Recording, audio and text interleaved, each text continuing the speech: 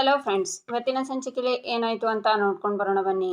ಅಮ್ಮು, ನಮ್ಮಿಬ್ಬರ ಹಣೆ ಬರ ನೋಡೆ, ಇಬ್ಬರು ಒಂದೇ ತವ್ರ ಮನೆಯಿಂದ ಬಂದಿದ್ದೀವಿ, ಇಬ್ಬರು ತವ್ರ ಮನೆಯಿಂದ ದೂರ ಉಳಿದಿದ್ದೀವಿ. ಆದರೆ ಒಂದು ಖುಷಿ ವಿಷಯ ಏನಂದರೆ, ದಿನದಲ್ಲಿ ಒಂದು ಸಲನಾದರೂ ನನ್ನ ತವ್ರ ಮನೆಯವರನ್ನು ನೋಡ್ತೀನಿ. ಪಾಪ ಕಣೆ ಮೀನಾ, ಅವಳಿಗೆ ಆ ಅವಕಾಶನೂ ಇಲ್ಲ. ಒಂಚೂರು ಮನಸ್ಸಿಗೆ ಬೇಜಾರು ಮಾಡ್ಕೊಳ್ದೆ ನಗ್ನಗ್ತಾ ಲವಲವಿಕೆಯಿಂದ ಮನೆಯೆಲ್ಲ ಓಡಾಡ್ತಾಳೆ ಅಲ್ವಾ ಅಂತಾರೆ ಗಿರಿಜಾ. ಹ್ಞೂ ಅತ್ತೆ, ಮೀನಾ ಅಕ್ಕ ಅಂದರೆ ನಮಗೆ ಫುಲ್ ಆಫ್ ಎನರ್ಜಿ. ಅವ್ರು ಒಂಥರ ಚಿಲ್ ಪಿಲ್ ಗೊತ್ತಾ ಅಂತಾಳೆ ಅಮೂಲ್ಯ. ಏನು ಚೆಲ್ಲಾಪಿಲ್ಲಿನ ಅಂತಾರೆ ಗಿರಿಜಾ. ಅಲ್ಲ ಅತ್ತೆ, ಚಿಲ್ ಪಿಲ್, ಹಾಗಂದ್ರೆ ತಾನು ನಗ್ತಾ ಬೇರೆಯವರನ್ನೆಲ್ಲ ನಗಿಸ್ತಾ ಇರೋದು ಅಂತಾಳೆ ಅಮೂಲ್ಯ. ಆಗ ಗಿರಿಜಾ ಅವರಿಗೆ ಕಾಲ್ ಬರುತ್ತೆ. ಅಮ್ಮು, ಮೀನಾನೇ ಕಾಲ್ ಮಾಡಿದಾಳೆ ಕಣೆ, 100 ವರ್ಷ ಆಯುಸ್ಸು ಅವಳಿಗೆ ಅಂತ. ಮೀನಾ, ಹೇಗಿದ್ಯಮ್ಮ, ನಿನ್ನ ಟ್ರೈನಿಂಗ್ ಎಲ್ಲ ಆಯ್ತಾ ಅಂತಾರೆ ಗಿರಿಜಾ. ಮುಗೀತು ಅತ್ತೆ ಅಂತಾಳೆ ಮೀನಾ. ಯಾಕಮ್ಮ ಸಪ್ಪಗಿದ್ಯಾ ಅಂತಾರೆ ಗಿರಿಜಾ. ಮತ್ತೆ ಇನ್ನೇನತ್ತೆ, ನಿಮ್ಮ ಮಗ ಬೇಗ ಬರ್ತೀನಿ ಅಂದವನು ನಾನು ಟ್ರೈನಿಂಗ್ ಮುಗಿಸಿ ವಾಪಸ್ ಬಂದರೂ ಇನ್ನೂ ಬಂದಿಲ್ಲ ಗೊತ್ತಾ.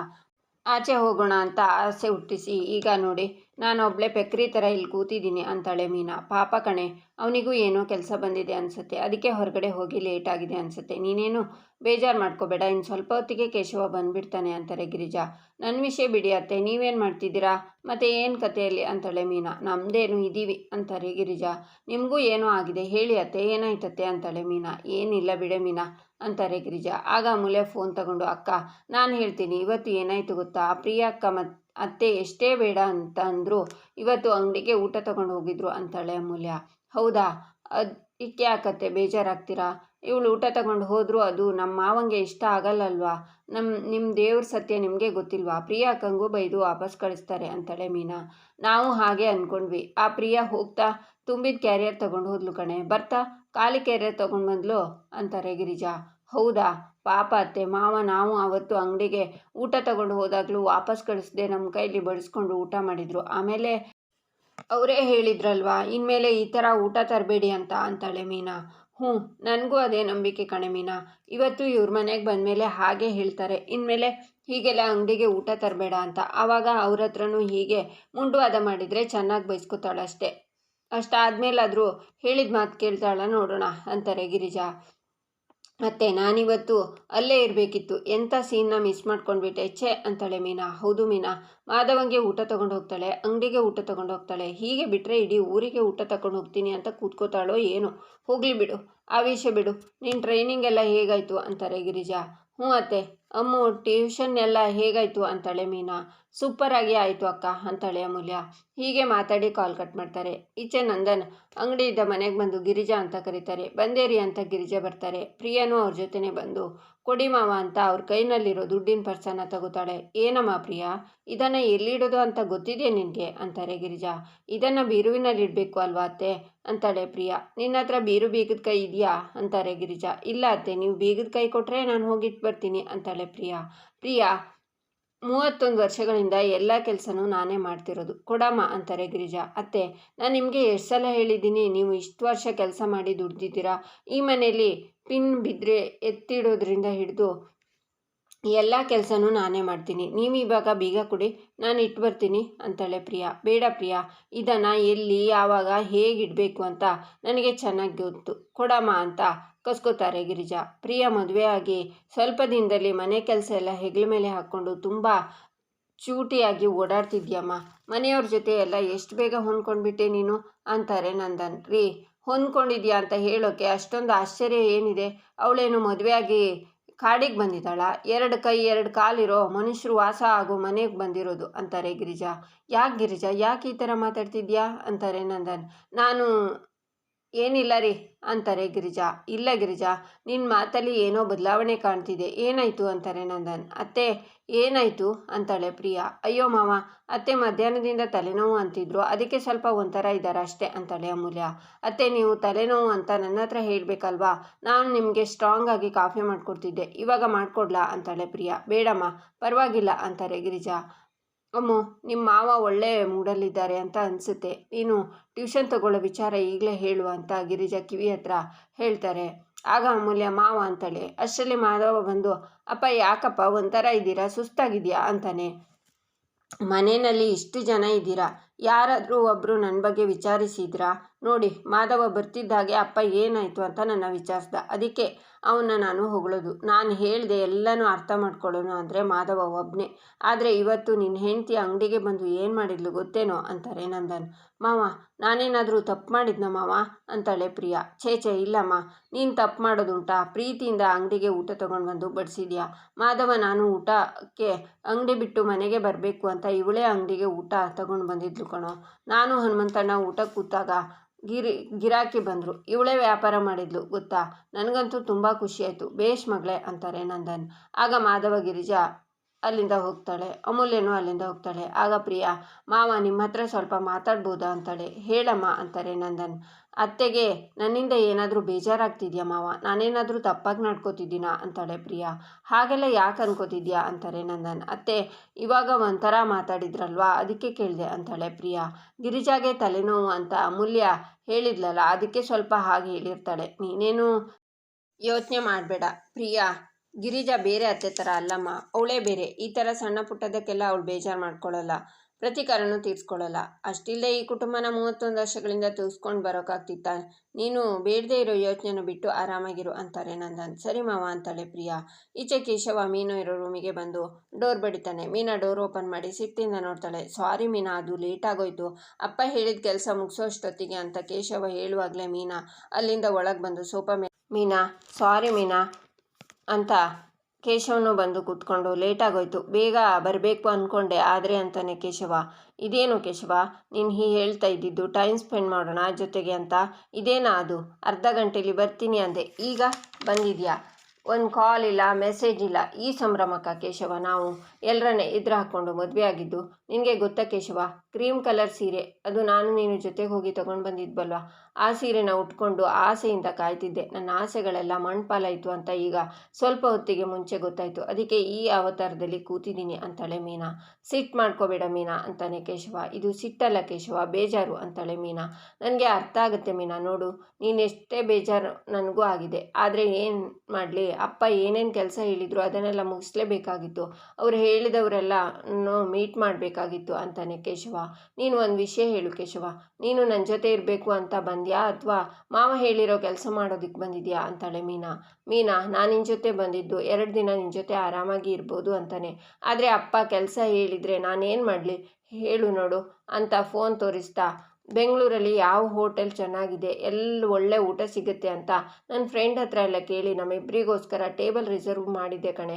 ಆದರೆ ಅಪ್ಪ ಹೇಳಿದವರನ್ನೆಲ್ಲ ಮೀಟ್ ಮಾಡಿ ಬರೋಷ್ಟೊತ್ತಿಗೆ 10:30 ಆಗೋಯ್ತು. ಒಬ್ಬೊಬ್ಬರು ಒಂದೊಂದು ದಿಕ್ಕಲ್ಲಿದ್ದರು ಮೀನಾ. ಈ ಟ್ರಾಫಿಕ್ನಲ್ಲಿ ನೀನೇ ಯೋಚನೆ ಮಾಡು ಮೀನಾ ಅಂತಾನೆ ಕೇಶವ. ಬೇಕಾಗಿಲ್ಲ ಕೇಶವ, ನೀನು ಟೇಬಲ್ ಬುಕ್ ಮಾಡಿರೋದನ್ನು ನೋಡಿ ನಾನೇನು ಮಾಡಲಿ, ಅಲ್ಲಿಗೆ ಹೋಗೋಕ್ಕಾಗತ್ತಾ ಈಗ ಅಂತಾಳೆ ಮೀನಮ್ಮ ಅದು ಹಾಗಲ್ಲ ಅಂತ ಕೇಶವ ಹೇಳ್ತಾನೆ.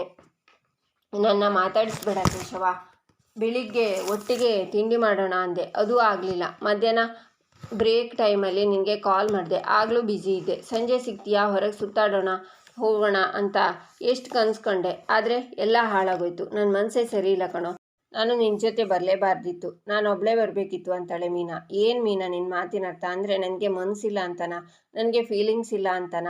ನಾನು ಅಪ್ಪಂಗೆ ಹೇಳಿ ಅರ್ಥ ಮಾಡಿಸೋಕ್ಕೆ ಪ್ರಯತ್ನ ಪಟ್ಟೆ ಮೀನಾ.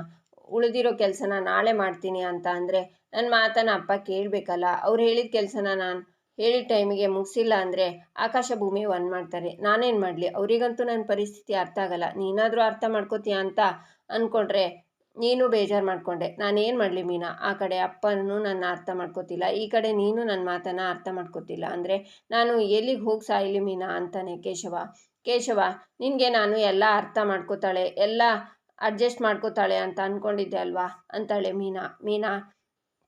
ನಾನು ಹೇಳಿದ ಮಾತಿನ ಅರ್ಥ ಅದಲ್ಲ. ಹೋಗಲಿ ಬಿಡು, ನೀನು ಹೇಳಿದ್ದೆ ಸರಿ. ಇಲ್ಲಿ ಬಂದು ಕೆಲಸ ಮಾಡಿಕೊಂಡೇ ಇರಬೇಕು ಅಂತಿದ್ದಿದ್ರೆ ನಾನ್ಯಾಕೆ ನಿನ್ನ ಜೊತೆ ಬರಬೇಕಿತ್ತು? ಎಲ್ಲ ನನ್ನ ಹಣೆ ಬರ. ನಾನು ಏನು ಮಾಡೋಕ್ಕಾಗುತ್ತೆ?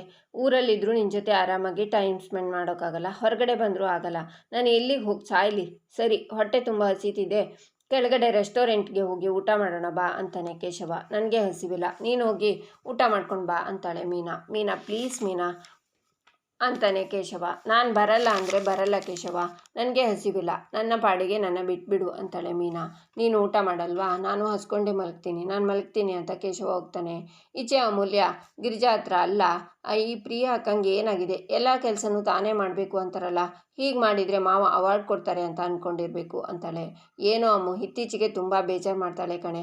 ಒಳ್ಳೆ ಹುಡುಗಿನೇ, ಆದರೆ ಅತಿ ಮಾಡಿ ಮನಸ್ಸಿಗೆ ನೋವಾಗೋ ಹಾಗೆ ಮಾಡ್ತಾಳೆ. ನೋಡಿ ಅಮ್ಮು, ದಿನ ನಮ್ಮ ಯಜಮಾನ್ರು ಮನೆಯಿಂದ ಅಂಗಡಿಗೆ ಹೊರಡುವಾಗ ಅವರಿಗೆ ಬೀಗದ ಕೈ ಪರ್ಸ್ ನಾನೇ ಕೊಡೋದು. ಕೆಲಸ ಮುಗಿಸ್ಕೊಂಡು ಬಂದಮೇಲೆ ಅವ್ರ ಹತ್ರ ಆ ಬೀಗದ ಕೈ ಪರ್ಸ್ ಇಸ್ಕೊಂಡು ಬೀರುನಲ್ಲಿ ನಾನೇ ಇಡ್ತಿದ್ದು. ಈಗ ನೋಡಿದರೆ ಇವಳು ಬಂದು ಪರ್ಸ್ ಇಸ್ಕೊಳ್ಳೋದೇನು, ಬೀಗದ ಕೈ ಇಸ್ಕೊಳ್ಳೋದೇನು, ಬೀಗದ ಕೈ ಇಸ್ಕೊಳ್ಳೋದು ಏನು, ಇವಳಿಗೆ ಯಾಕೆ ಬೇಕು ಇದೆಲ್ಲ? ಆದರೆ ಈ ವಿಷಯ ನಮ್ಮ ಯಜಮಾನ್ರ ಹತ್ರ ಪರ್ಸ್ ಇಸ್ಕೊಂಡ್ರು ಬೀಗದ ಕೈ ಕೇಳಿದ್ಲು ಅಂತ ಅಲ್ಲ ಕಣೆ. ಪ್ರತಿಯೊಂದು ಹೆಣ್ಣು ತನ್ನ ಗಂಡ ಮನೆಯಿಂದ ಹೊರಡುವಾಗ ಅವರನ್ನು ನಗ್ನಗ್ತಾ ಮನೆಯಿಂದ ಕಳಿಸ್ಕೊಡ್ಬೇಕು. ಅವರು ಕ್ಷೇಮವಾಗಿ ಹೋಗಬೇಕು, ಬರಬೇಕು. ಮನೆಗೆ ವಾಪಸ್ ಬಂದಮೇಲೆ ಅವರು ಎಷ್ಟೇ ಸುಸ್ತಾಗಿದ್ರು ಹೆಂಡತಿ ನಗುಮುಖ ನೋಡಿ ಅವ್ರ ಸುಸ್ತೆಲ್ಲ ಮಾಯ ಆಗಬೇಕು. ಈ ಸಣ್ಣ ಪುಟ್ಟ ಆಸೆ ಎಲ್ಲ ಹೆಂಡತಿರಿಗೂ ಇದ್ದೇ ಇರುತ್ತೆ ಕಣೆ. ಇವೆಲ್ಲ ಮದುವೆ ಆದಾಗಿನಿಂದ ನಿಮ್ಮ ಮಾವಂಗೆ ನಾನು ಪಾಲಿಸ್ಕೊಂಡು ಬಂದಿದ್ದೀನಿ. ಆದರೆ ಈಗ ದಿಢೀರಂತ ಬಂದು ಅದನ್ನೆಲ್ಲ ನನ್ನಿಂದ ಕಿತ್ಕೊಳ್ಳೋಕ್ಕೆ ಪ್ರಯತ್ನ ಪಟ್ಟರೆ ನನಗೆ ಬೇಜಾರಾಗಲ್ವಾ ಹೇಳು ಅಂತಾರೆ ಗಿರಿಜಾ. ಹೌದತ್ತೆ, ನಿಮ್ಮ ಮನಸ್ಸಲ್ಲಿ ಆಗ್ತಾ ಇರೋ ನೋವು ನನಗೆ ಅರ್ಥ ಆಗ್ತಿದೆ.